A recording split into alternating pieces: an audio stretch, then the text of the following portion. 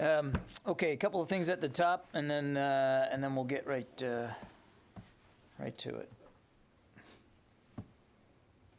Mike. Mike's right here.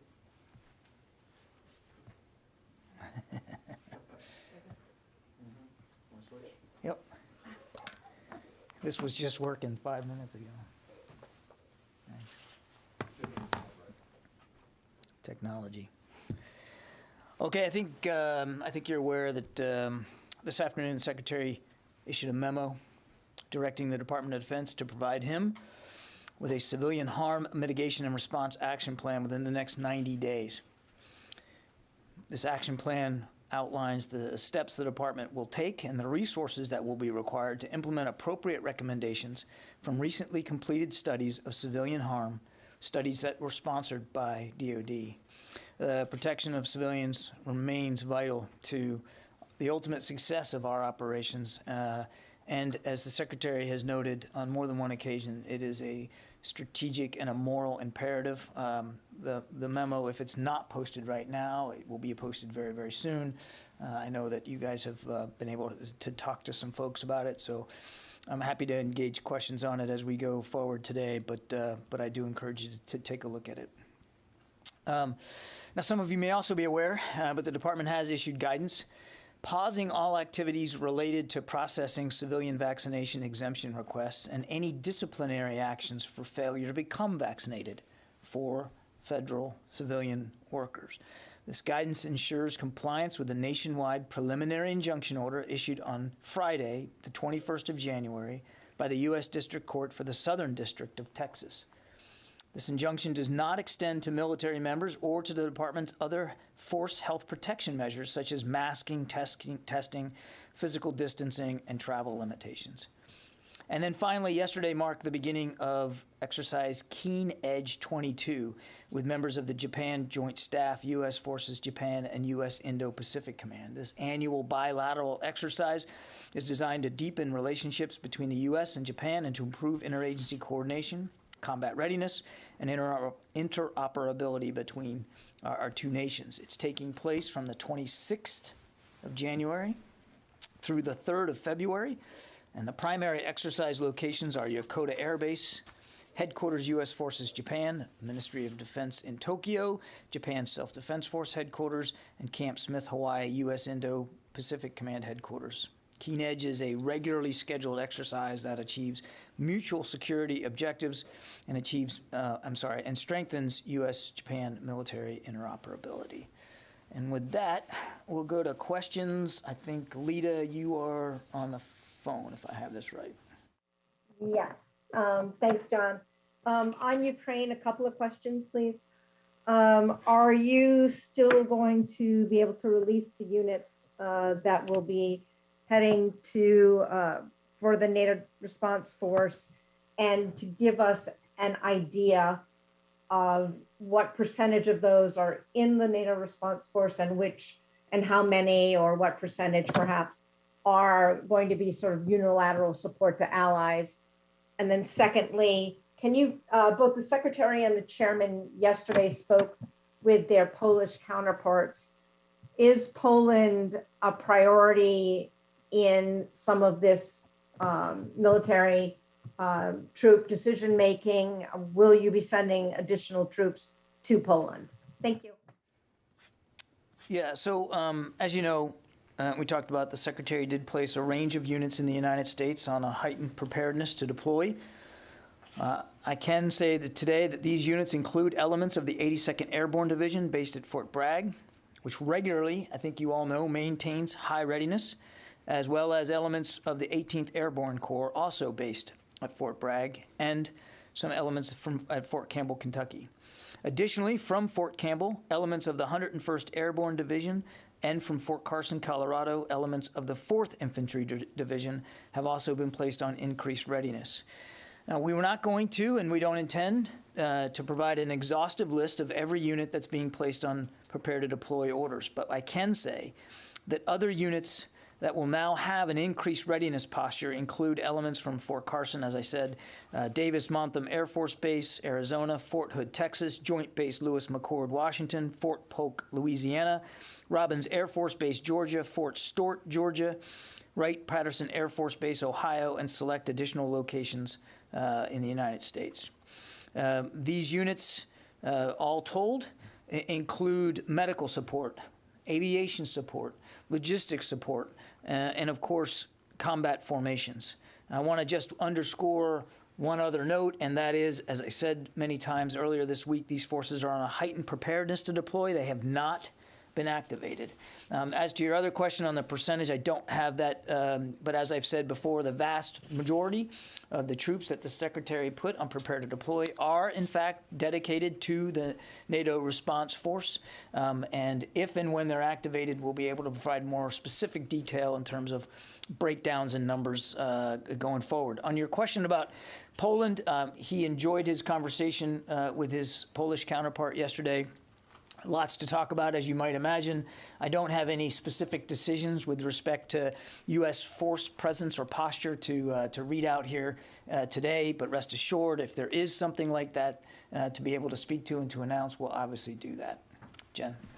John, President Zelensky has said that he's grateful for military aid, but he's not getting what they've really asked for, which is air defense systems, anti-aircraft missiles, the kind of things that could take on the Russian Air Force, not just tanks and ammunition on the ground.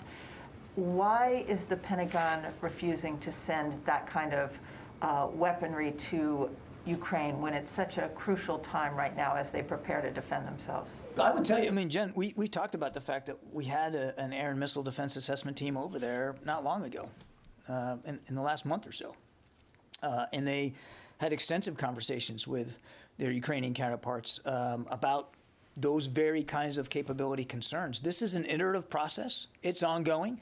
We've already sent over 3 shipments. There are more coming. I'm not going to get ahead of all that, and I'm not going to speak with great specificity here in terms of the exact systems that are being provided to Ukraine. We are in constant communication with them about their needs and capabilities, and I suspect that those conversations will continue. Those weapons going to start arriving? I'm not promising any specific weapon here from the podium or a timeline for it. We have shipped already 3 packages in this latest drawdown package to Ukraine.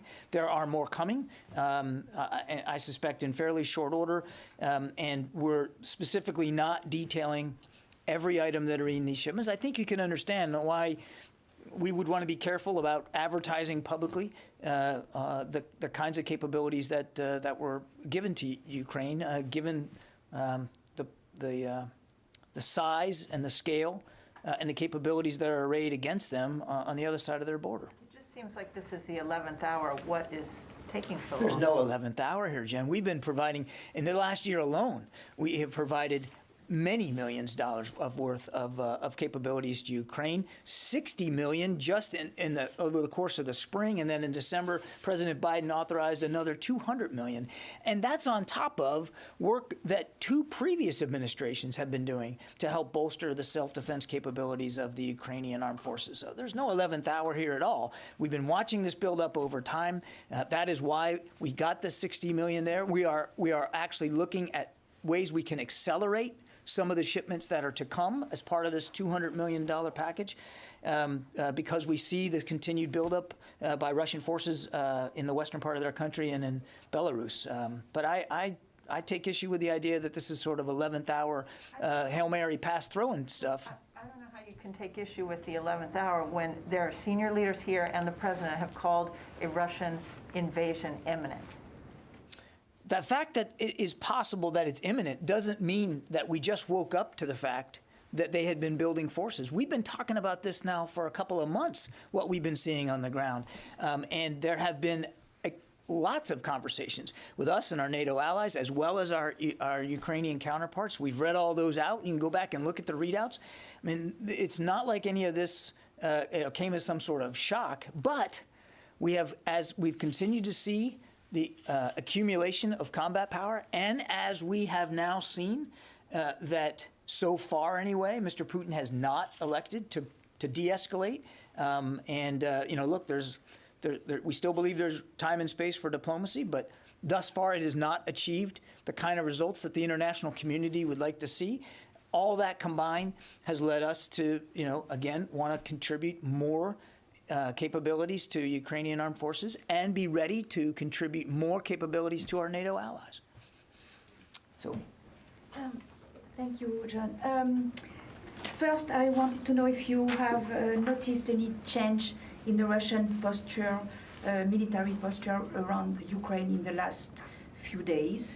And then you said Tuesday that all the 8,500 troops were coming from US, but Secretary Blinken said yesterday that they were coming from US and some were stationed in Europe. So I wanted to know exactly what is what. And what is the proportion of combat troops in this 8,500? Yeah, I'm not going to get into a breakdown. I've gone and given you as much detail about the forces that the Secretary put on prepare to deploy orders that I'm comfortable doing right now. As for Russian buildups, we continue to see, including in the last 24 hours, more accumulation of credible combat forces arrayed by the Russians in, again, the western part of their country and in Belarus. So without getting into a tick-tock every day of how much more we're seeing, we continue to see him add to that capability. Not dramatic, as I said the other day, also not sclerotic. And then on the breakdown of, as I said on Monday, these troops that we talked about, this 8,500 on Monday, were coming from stateside facilities, and I just read to you the entire list of where they're coming from.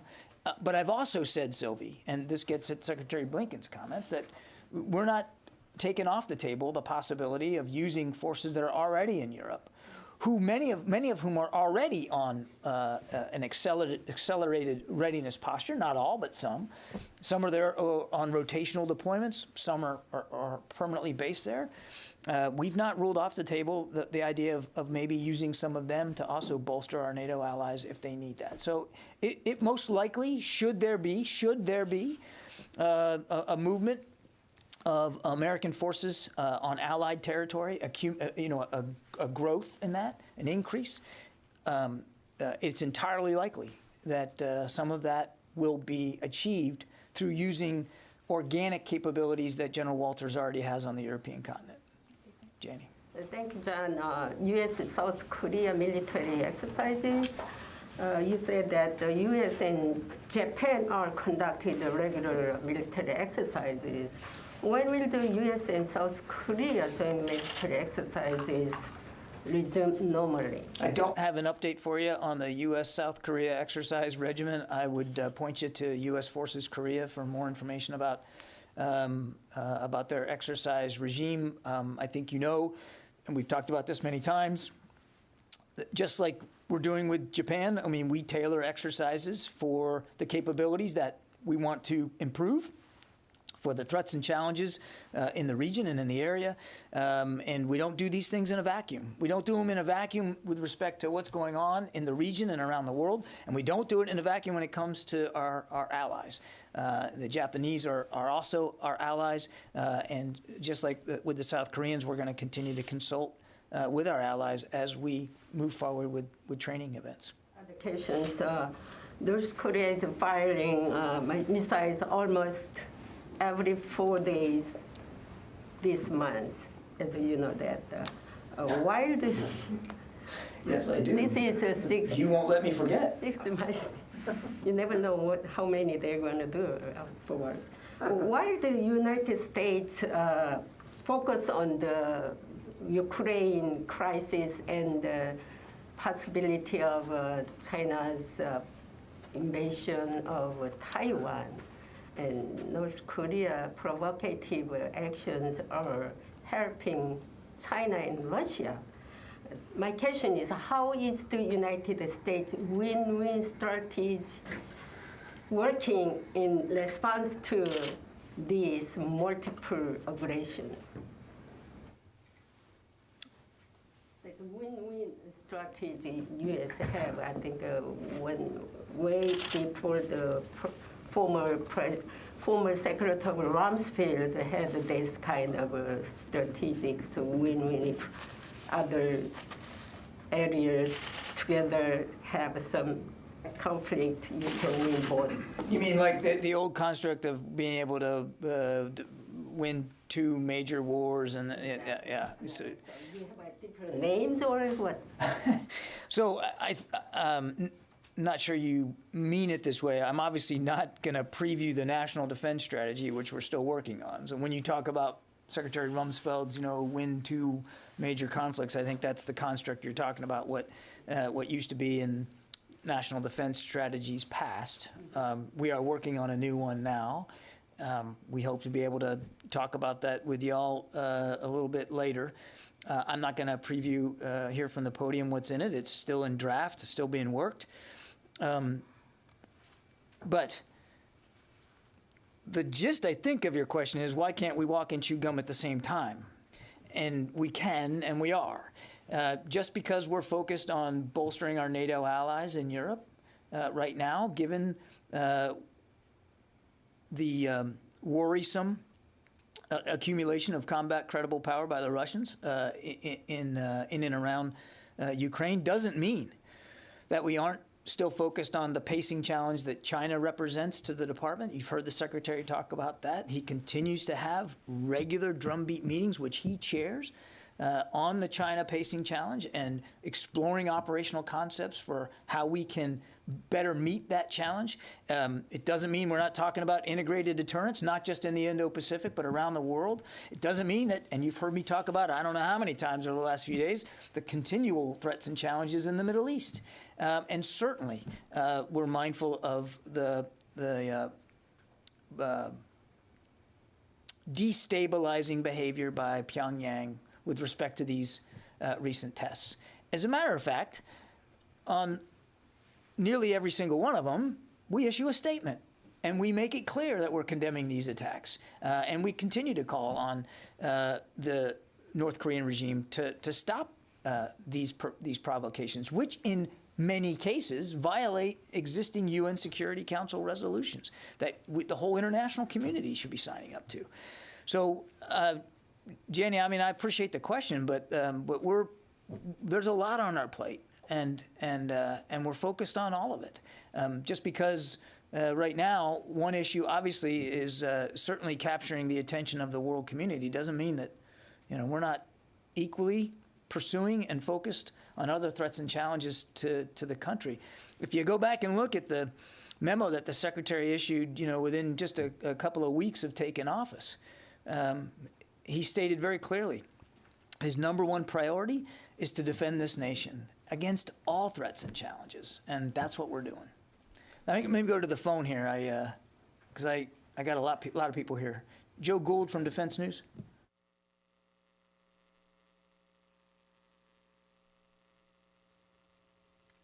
Okay, nothing heard. Jared Suba, Al Monitor. Hi, Mr. Kirby. Just wondered if you could tell us a little bit more about this directive from Secretary Austin on civilian casualties. How does this build upon? Does this incorporate any conclusions, or how does this relate to the previous inquiries pushed by previous Secretary Mattis and Esper? Thanks. It's informed by the work that has gone before, clearly, by both Secretary Mattis and Secretary Esper. But I would say, just philosophically, even before that, I mean, you have to remember the Secretary was a ground commander in Iraq and Afghanistan. This is not an issue that he's not familiar with. So it's informed by a lot. Specifically, the memo that you'll see today and the decisions that he has made in terms of standing up a civilian harm mitigation team, as well as ordering the establishment of a center of excellence and some additional immediate steps, which you'll see in the memo. Those are more specifically informed by recent studies, independent and as well as departmental reviews, writ large, such as the RAND assessment that was legislated by Congress, and I think you all have also gotten a briefing on that today, as well as more specific strike investigations and strike reviews. So I would point you to, and there's a mention of that in the memo that of what's informing it, but there's a lot there. In fact, I'd be remiss if I didn't say that that some of the thinking that's going into the ways the Secretary wants to have a more structural implementation of changes is also, quite frankly, informed by some recent press reporting, and it would be wrong for us not to also mention that. Jeff Schogel. Thank you. I think you mentioned that elements at Davis-Monthan had been put on heightened alert. Does that mean that A-10s have been told they may have to go to Europe? I am not going into any more detail than what I gave you, Jeff. I described the units to the level of detail that we're comfortable doing. Let's see, I already got Lita Fadi. Thank you, John. I have a question about Monday's attack on Al Dhafra Air Base. So since that attack, did the department or U.S. forces in the region take any additional measures to enhance force protection? And is the Pentagon considering or considered any new measures to detect and prevent any future threats from the Houthis? Thank you. I would tell you, as you know, Fadi, we don't talk about specific force protection, but I will go so far as to let you know that U.S. forces there in and around Al Dhafra remain at a heightened state of alert. I think that's as far as I will go. As for any changes going forward, I mean, obviously, we'll rely on the good judgment of General McKenzie and his chain of command in terms of what specific changes they think they might need to make in terms of defenses. But again, we wouldn't detail that from the podium. Louis Martinez. Hi, John. Earlier this week, there was a crash of an F-35C on the aircraft carrier Carl Vinson. The Navy says that they're beginning some arrangements to try to recover it. Is there anything new on that? And can you address any concerns about maybe trying to protect the waters where this plane may have fallen into so that other nations, namely China, don't get their hands on it? Yeah, you probably have seen the Navy's statement. They do intend to attempt a recovery of the aircraft. I want to say right off the top that we have received word that those who were injured are doing better, and we're absolutely delighted to hear that, and continue to hope for a speedy and safe recovery for them. And our hearts are with them and their families right now. I won't speak to specific recovery efforts by the Navy. I think they're far better to do that than I am. But we're certainly mindful of the value of an F-35 in every respect of what value means. And as we continue to attempt recovery of the aircraft, we're going to do it obviously with safety foremost in mind, but clearly our own national security interests. And I think I'd just leave it at that. Paul Schenkman. Hi, John. Russia announced yesterday that it had deployed 20 or so warships into the Black Sea for supposed exercises as part of broader maritime exercises this month and next. Do you consider this to be a part of the troop buildup that you've criticized in recent days, or recent weeks? And regardless, does the U.S. have any concern about destabilizing action at the Kerch Strait or elsewhere in the region? Thank you. Yeah, I don't have anything specific on the Kerch Strait. Kerch Strait. Sorry, I'll try that. Kerch Strait. But we continue to see an accumulation of Russian military power again. Around and alongside the borders with Ukraine and Belarus, and I mentioned this the other day, and naval power in the Mediterranean and in the Atlantic, and clearly the Black Sea. So I can't speak to their exercise. They should be able to talk to their exercises the way I just did at the top of this briefing. But we have noted and continue to watch increasing naval developments on the Russian side as well. All of this activity is what leads to our concern over Russian intentions here, which, again, as always, remain opaque. David Martin, CBS. John, you said entirely likely that if there is a plus-up in Europe, some of that plus-up could come from troops that are already there. I should say plus-up on the eastern flank of Europe. Some of that plus-up could come from troops already in Europe. Have any units in Europe been given prepared to deploy orders? Many of the rotational troops are already on a heightened posture, David. I believe that General Walters is taking prudent steps to make sure that if we need to move forces from inside Europe to other places in Europe, in Allied territory, that he's ready to do that. The prepare to deploy orders that I spoke about the other day, again, were confined to U.S. domestic units. But as I said to Sylvie, we're absolutely not ruling out the possibility that forces in Europe could also be moved in to help bolster the capabilities of NATO allies. And again, some of these units are already on a heightened state of readiness. I don't know of specific orders that General Walters has given to increase the readiness posture of other units in Europe. But again, I just want to go back to a core principle here. We take our NATO commitment seriously, and we're going to be consulting with allies as we have been, certainly in coming days. And if there's ways in which we can help bolster their capabilities to help their defensive postures, we're going to take a serious look at that. And not all of that has to come or necessarily will come just from stateside.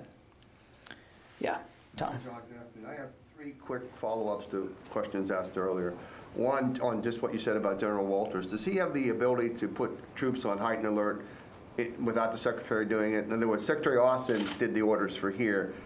General Walters can do that under Europe? As the combatant commander at European Command, he can move forces around intra-theater at his own discretion, yes. Okay. I think, though, you can understand that when we're talking about an issue of this importance, that there is a constant dialogue between General Walters and the chairman of the Joint Chiefs as well as the Secretary. So I wouldn't expect there to be any surprises. The Secretary can also order posture changes in Europe because he is at the top of the chain of command. So it's, I know we like to, not you, but some people like to just, go to what exactly can the commander do without permission. There are things he can do, but again, with a situation like what we're talking about today, there's a lot of cross-pollination and talking. I wasn't trying to do the I know you weren't. I just wanted to make that point. And the other two follow-ups real quick. On the F-35 that Louis brought up, Chinfo was a little bit opaque in responding as to whether that any other nation can actually get the F-35. It's under my impression that that's U.S. territory, U.S. property, and no one else can sort of salvage that. What's your understanding of that? I'm not a lawyer, but it is U.S. property, and the Navy is going to make an attempt to recover it. Okay, and finally, on one of Jen's questions regarding anti-aircraft weapons, and you don't want to disclose everything. In the briefing earlier this week, you said one of the key reasons troops may go to Eastern Europe to bolster our allies there is to show the Russians the determination and to sort of dissuade them perhaps of adventurism. Would not the Russians knowing that there's some anti-aircraft weapons aiming at their potential planes help dissuade them from attacking? Look, there's lots of things that we would like to dissuade them from doing what they clearly have the capability to do. I'm not going to speak about specific systems. I just won't do that, Tom. But the United States has been nothing but clear about the importance of Russia not conducting another incursion into Ukraine and the consequences that would come from that. At the same time, we have two other responsibilities that we take seriously. One is, of course, to NATO and to our Article 5 commitments inside the alliance. And number two is to helping through security assistance helping the Ukrainian armed forces better defend themselves. We are just at the beginning of a whole new package of assistance material. As I said, there's been 3 shipments. There are more that'll be coming. We're trying to see if we can accelerate them. We're not going to detail what is in each and every shipment, but there will be both defensive and offensive capabilities inside those shipments. Mike. Yeah, John, about the NATO response force. I'm interested in it as an organization. Who will command it? I know it's under the control of SACEUR, but who actually will command it? I want to go back. When I said defensive and offense, what I meant was lethal and non-lethal. But poor choice of words on my part. But there are In the shipments, both lethal and non-lethal assistance. both offensive and defensive. Well, all designed to help Ukraine defend itself. Thanks. Sorry, Mike. That is what I meant to say. I'm glad I had a chance to correct that. So who will command the NATO response force? Is it an ad hoc unit? Is it like a permanent unit with a structure and a location, or is it an ad hoc creation that gets sort of formed as it's needed? Or? Ultimately, it's under the command of SACEUR, in this case, General Walters. It has not been activated, and so the exact C2 relationships, I think, have yet to be worked out, and in the case that we get there, Mike, that's really a better question put to our colleagues at the alliance. It's an alliance structure. That France is going to be. I don't think they've gotten that far yet, since it hasn't been activated in terms of what the chain of command is going to be. That they control it this year, and again, Mike, you're asking the wrong guy. I'm not an expert on how the NATO response force is activated and what the C2 looks like, command and control looks like. I'd point you to my colleagues in Brussels. For the 8,500 Americans, will there be an overall American officer in charge? I assume it's mostly Army and Air Force from the bases that you've said. Is there going to be the whole? Is it all 85 going to possibly go over there? Will they be doled out? The 8,500 comprise our contribution to the NATO response force, and there are, as I said at the opening, there's a myriad of capabilities in there. Everything from medical support to ground forces. If they're activated, and whether it's all in one chunk or piecemeal based on what the alliance feels it needs the NRF to actually look like, I think is just yet to be determined.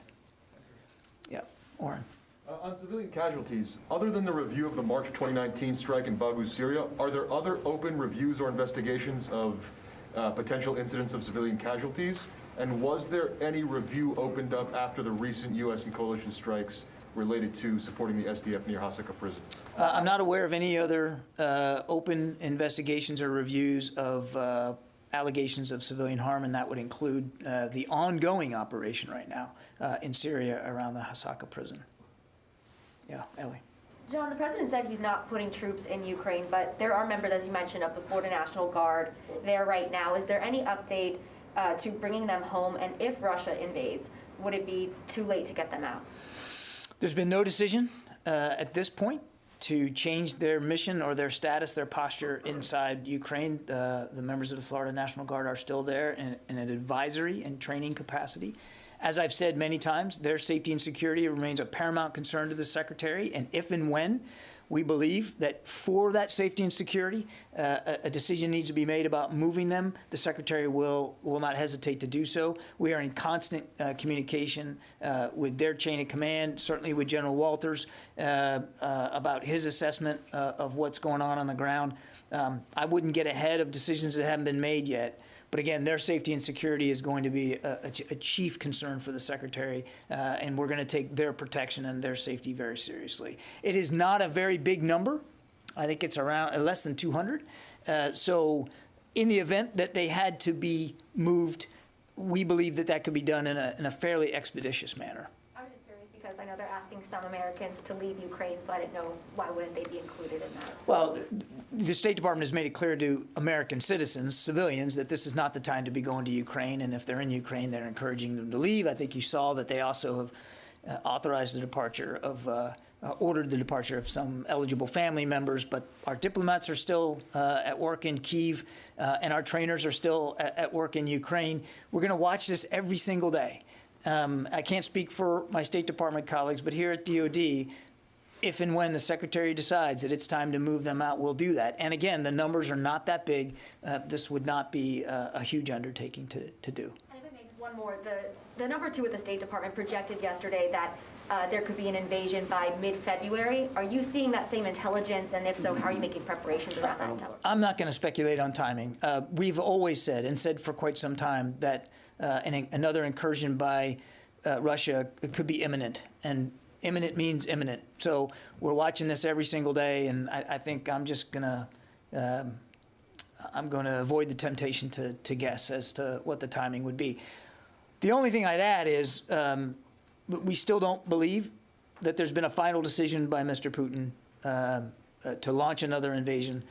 We still believe here at the department that there is time and space for diplomacy. I think you saw Secretary Blinken, they talked about this just the other day, and the State Department has, in fact, responded with some written responses to the Russians, and so we're waiting to hear their feedback on that. So we still think there's time and space for diplomacy. I think, obviously, that's the preferred path here, to de-escalate in a peaceful, calm way and destabilize without any shots being fired.